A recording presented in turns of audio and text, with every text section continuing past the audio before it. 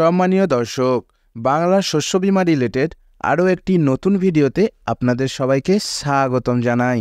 ইতিমধ্যে কিন্তু অনেক কৃষক এই বাংলা শস্য বীমা প্রকল্পের সুবিধা পেয়েছেন। আবারও অনেকে এই রবি মরশুমে টাকা পাননি।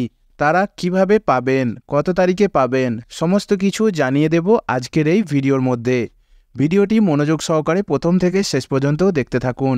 আজকের ভিডিওটি স্কিপ করে গেলে হয়তো আপনাদের বুঝতে প্রবলেম হতে পারে। ভিডিওটি শুরু করার আগে পরিচয় করিয়ে দিই, আমি বিবেক আর আপনারা দেখছেন টেকনিক্যাল বিবেক ইউটিউব চ্যানেল। চলুন বন্ধুরা শুরু করা যাক।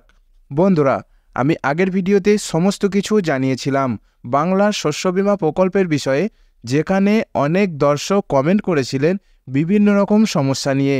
আজকে এই ভিডিওর মাধ্যমে সমস্ত সমস্যার সমাধান করে দেব। আমরা সকলেই জানি এই প্রকল্প রাজ্য সরকারের পক্ষ থেকে শুরু করা হয়েছিল। কৃষকদের ক্ষতিপূরণ রুখতে এই প্রকল্প শুরু করেছিলেন মাননীয় মুখ্যমন্ত্রী মমতা বন্দ্যোপাধ্যায়। ইতিমধ্যেই অনেক কৃষক এই প্রকল্পের সুবিধা পেয়েও গেছেন। যারা নতুন দুয়ারে সরকার ক্যাম্পে আবেদন করেছেন তারা 2024 সালে কবে টাকা পাবেন? 2024 সালে প্রত্যেকটি জেলায় জেলায় কিন্তু ইতিমধ্যেই বাংলার শস্য বীমা প্রকল্পের টাকা দেওয়ার কাজ শুরু হয়ে গেছে। আপনি কোন জেলা থেকে ভিডিওটি দেখছেন অবশ্যই কমেন্ট বক্সে কমেন্ট করে জানাবেন।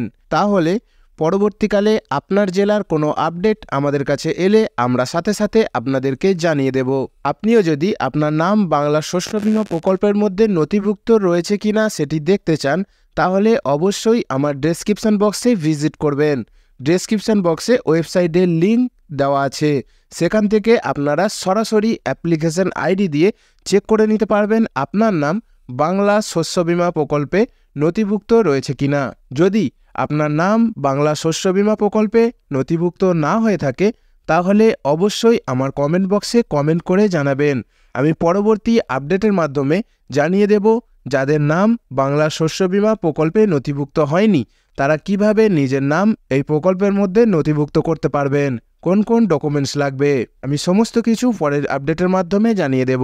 অনেক কৃষকরা টাকা পেয়েছেন এবং যে সকল কৃষকরা নাম নথিভুক্ত আছে কিন্তু টাকা পাননি, অতি অবশ্যই আপনাদের ব্যাংক অ্যাকাউন্টের জেরক্স, প্যান কার্ডের জেরক্স এবং আধার কার্ডের জেরক্স নিয়ে অতি সত্বর ব্লক অফিস, ভিডিও অফিস বা আপনার নিকটবর্তী যে কোনো দুয়ারে সরকার ক্যাম্পে আপনি যোগাযোগ করতে পারেন। অথবা অনেকের টাকা আটকে যাওয়ার কারণ একটাই, অনেকের ব্যাংকে কিন্তু ইতিমধ্যে কেওয়াইসি করা নেই। অর্থাৎ আপনারা ব্যাংকে গিয়ে আধার কার্ডের লিঙ্কটি অবশ্যই চেক করবেন। যদি আপনাদের ব্যাংক অ্যাকাউন্টের সাথে আধার কার্ডের লিঙ্ক করা না থাকে তাহলে অতি সত্বর ব্যাংক অ্যাকাউন্টের সাথে আধার কার্ডের লিঙ্ক করিয়ে নেবেন, না হলে পরবর্তীকালে আপনারা এই প্রকল্পের সুবিধা থেকে বঞ্চিত হতে পারেন।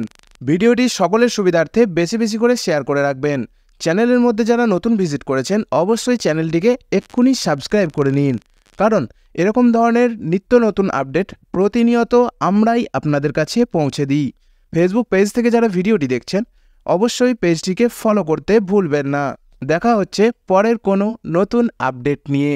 সেই পর্যন্ত ভালো থাকবেন, সুস্থ থাকবেন।